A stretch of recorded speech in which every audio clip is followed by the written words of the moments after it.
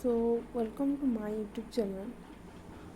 Uh, so, friends, so today I will teach something that's called differential geometry, and that syllabus. This is the syllabus of differential geometry that I will teach you now. So,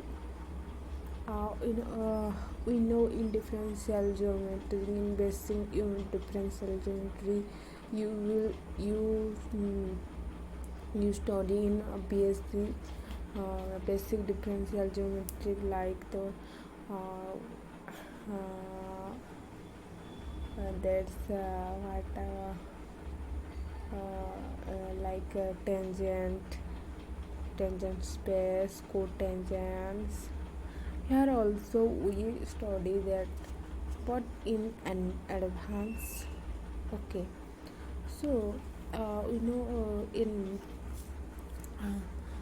हम बचपन से पढ़ कर आए हैं 2 dimension में बहुत सारे चीज़, 3 डायमेंशन भी टच किया है, बट हम 4 डायमेंशन 5 डायमेंशन ये सब हम कुछ शो या एक्सप्लेन कुछ नहीं कर पा रहे हैं, बल्कि ये एक इमेजिनेशन है। और बहुत सारे देखा गया है कि हम इमेजिनेशन को रियल लाइफ में भी ला रहे हैं, जैसे कि हम 4 डायमेंशन 5 डायमेंशन ये सारे जो है इस डायमेंशन में जो हमारा जो भी 2 डायमेंशन में हम थ्योरी पढ़ रहे हैं मैथमेटिक्स में, वो उसको हम कैसे एक्सटेंड कर रहे हैं 4 डायमेंशन 5 डायमेंशन एन डायमेंशन में, वो सारे चीज़ डिफरेंशियल ज्योमेट्री में कुछ है। जैसे कि मैनिफोल्ड्स देखो, मैनिफोल्ड्स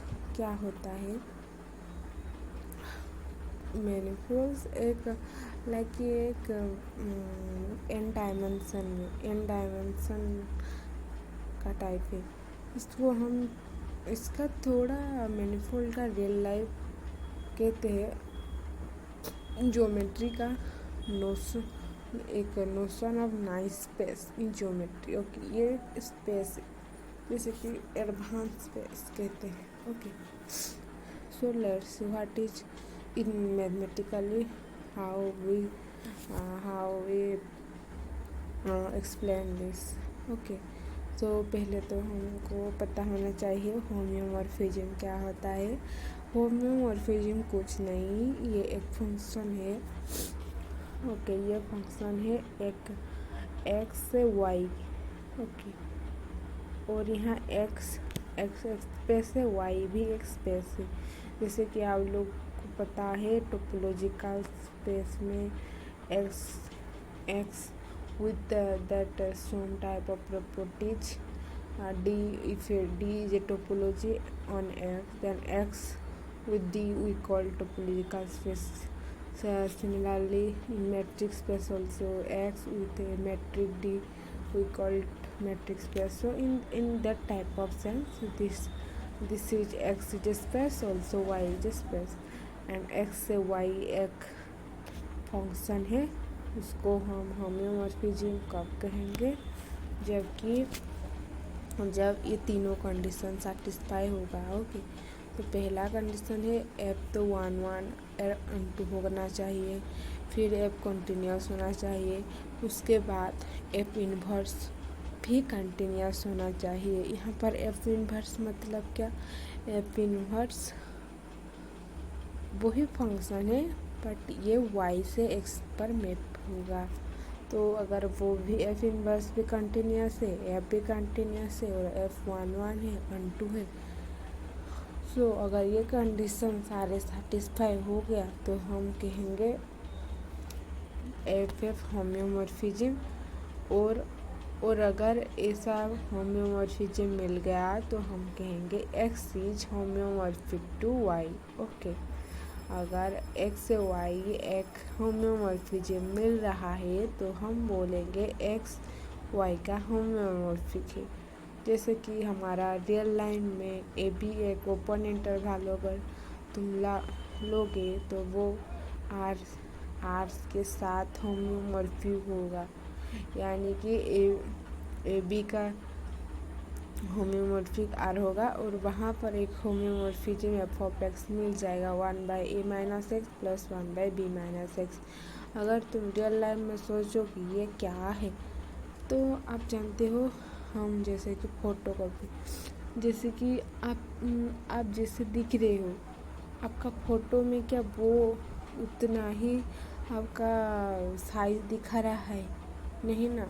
वो तो आप जितना छोटा चाहोगे उतना छोटा कर पा रहे हो, उससे बड़े करना चाह रहे हो तो बड़े भी करना चाह पा रहे हो।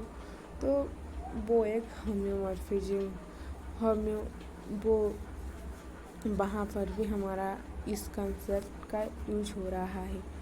तो वहाँ पर हम बोलेंगे कि वो छोटा सा फोटो हमारे साथ होम्योमॉर्फिक है, यानी कि पूरा का पूरा डिट्टो है, बट साइज़ थोड़ा सा छोटा है। तो यहाँ पर हम फंक्शन क्या ले रहे हैं? फंक्शन ले रहे हैं हम कुछ जो कि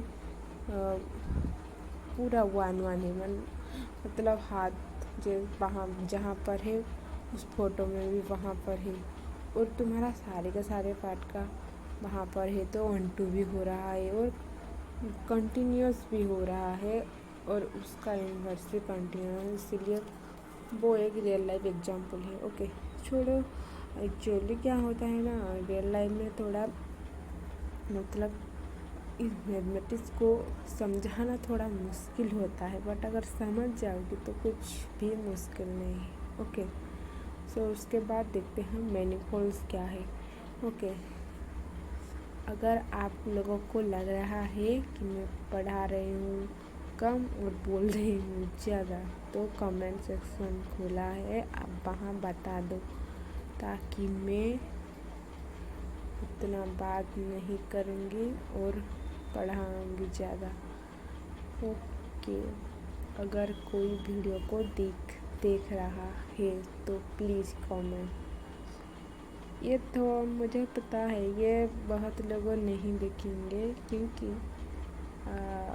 इतना ज़्यादा फेमस नहीं है ये टॉपिक, बट इम्पोर्टेंट तो है जो एमएससी कर रहा है, क्योंकि एमएससी में ये तो एक पूरा एक पेपर है। चलो छोड़ो, मैनिफोल्ड्स क्या है सुनो। मैनिफोल्ड्स क्या होता है, ये एक रुको। मैनिफोल्ड्स पढ़ने से पहले तुमको मैं लोकल यूक्लिडियन स्पेस क्या है उसको बताती हूँ। ओके,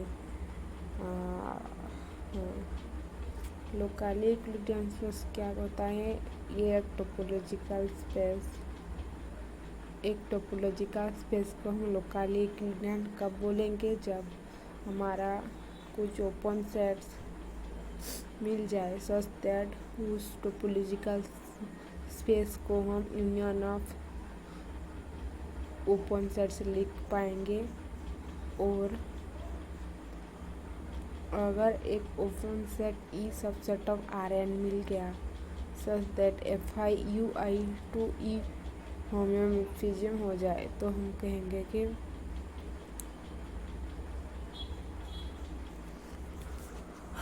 आज मैं तुमको लोकल यूक्लिडियन स्पेस बताऊंगी। ओके, उसके बाद मैनिफोल्ड में जाएंगे। बहुत 9 मिनट का वीडियो हो रहा है। ओके, तो लोकल यूक्लिडियन स्पेस क्या होता है? अरे 1 सेकंड, टोपोलॉजिकल स्पेस ओके, तो लोकल यूक्लिडियन स्पेस क्या होता है?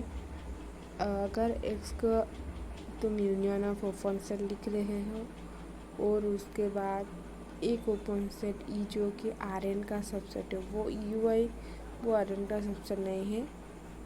ओके, बट ई जो मिलेगा वो Rn का सबसेट है सच दैट एक मैपिंग मिल रहा होगा सारे के सारे ओपन सेट्स से ई से एक होम्योमॉर्फिज्म होगा।